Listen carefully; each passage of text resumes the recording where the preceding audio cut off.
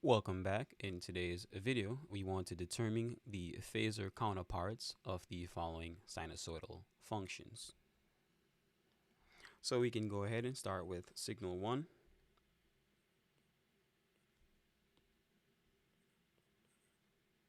which is equal to 4 cosine with an omega t of 377 times t with an angle of minus 30. So normally when we're dealing with, not normally, but when we're dealing with phasors, we want to adapt the cosine form, and we want to use our cosine. We want to have our cosine with a positive amplitude. We can see that our signal here has a positive amplitude, and it's already in a cosine form. So we can just go ahead and convert that to the phasor domain. We can use the relationship between the time domain and the phasor domain to find, well, not to find, but to list it in the, list the phasor counterpart. So we can then go ahead and use the identity, and this identity says that a positive, so a signal x of t that has a positive cosine, a positive amplitude, and is in the cosine form, omega t plus an angle phi, can be transformed or have the phasor component x, which is equal to the magnitude or the amplitude of the signal in the time domain times the complex exponential e to the j phi. Using that identity, we can go ahead and write our signal in the phasor. So that fancy V is capital. I can't bold it, so I just write it fancy. That is equal to, in this case, we keep the amplitude, positive 4, and we write that as e to the j phi, and phi is a minus 30. So we're going to have negative 30 degrees.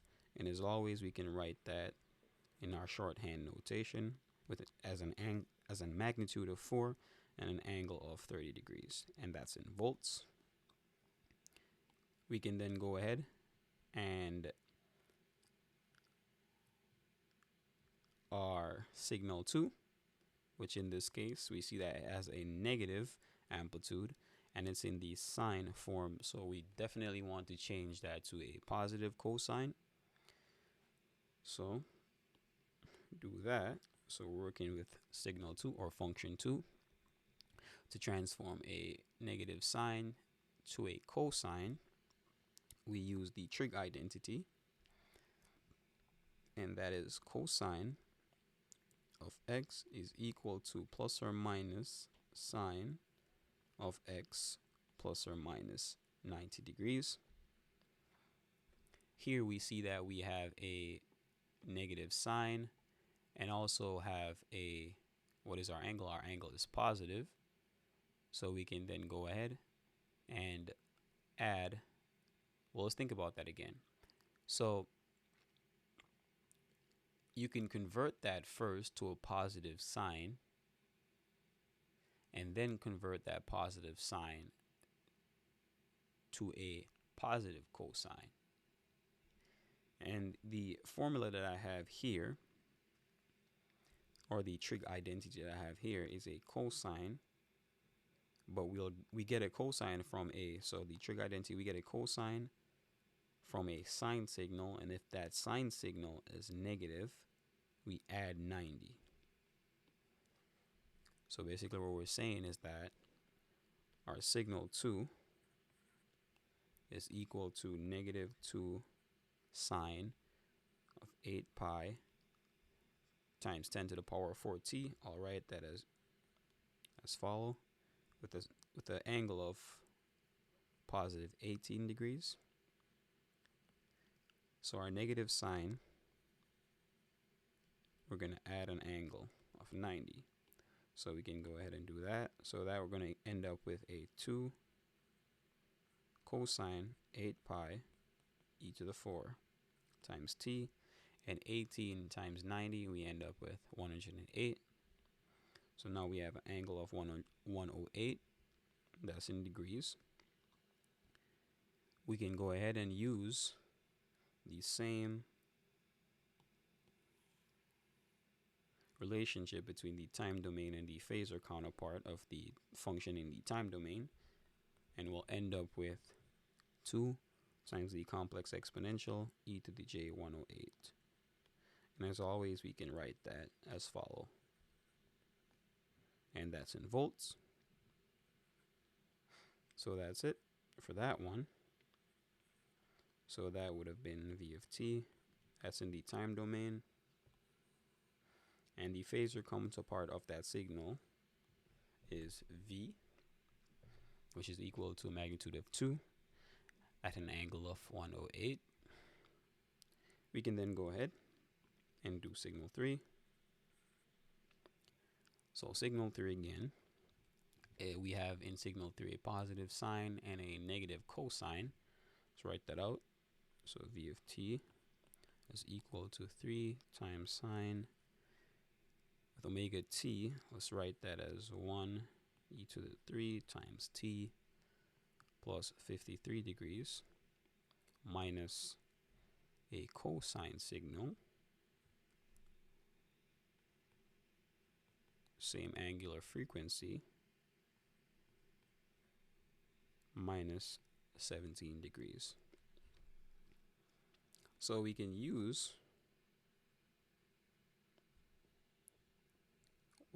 our trig identity that we have there for this portion of the equation, and then we can go ahead and look for another trig identity that would convert that negative cosine to a positive cosine.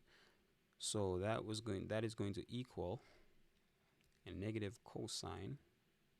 Let's not write it like that, just keep that separate.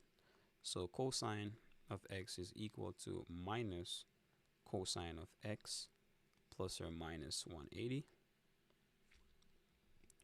So here we have, to get a positive cosine from a negative cosine, we either advance or delay it by 180 degrees. So we can do that. So let's convert our sine to a positive cosine. So to do that, we're going to subtract 90. We have a positive sine, so we subtract 90. We end up with a positive cosine.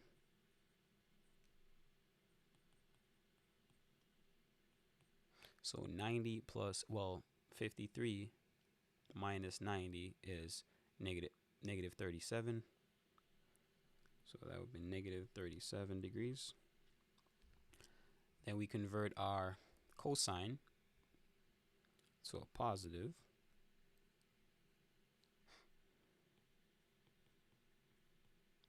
By doing that, we add 180 to our negative 17.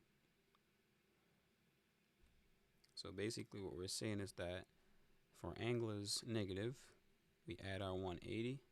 If it was positive, we subtract 180. So doing that, we end up with a angle of positive 163 degrees. We can then go ahead, and this is basically using our relationship between the phasor counterpart of the time domain function.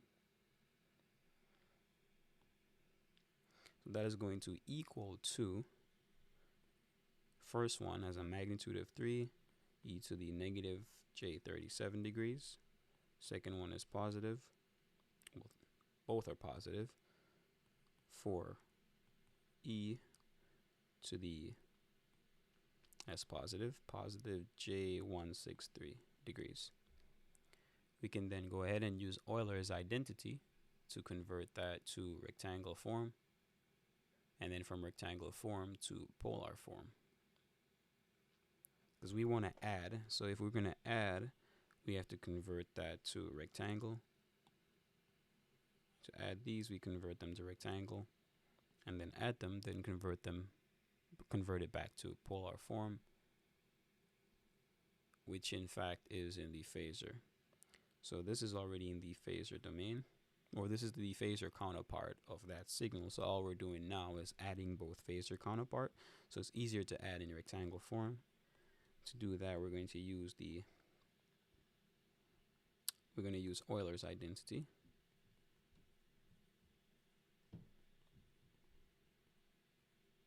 To do that, so we're going to end up with 3 times cosine negative 37. Cosine is even, so that's a 3 cosine of 37. And I end up with a minus j 3 sine 37. A sine of a negative angle will give a negative sine of x. Sine is odd. And then we go ahead again and add 4 cosine 163 plus 4 j sine. I like to write it like this, of 163. Angles are in degrees. We end up with the real part of 2.4. So that would be, we should have just did this already. So we're going to add these two together, add the real parts together, and we're going to add the imaginary parts together. So that's going to equal to negative 1.43 minus j 0.64, and using our properties for complex algebra, so a complex in polar form, complex number z is equal to the magnitude of that complex number times the complex exponential e to the j phi. The magnitude of z is equal to the positive square root of x squared plus y squared, x and y. We can write e to the j phi as e to the j. To get phi, we use inverse tangent y over x. And this is also, we can also write that as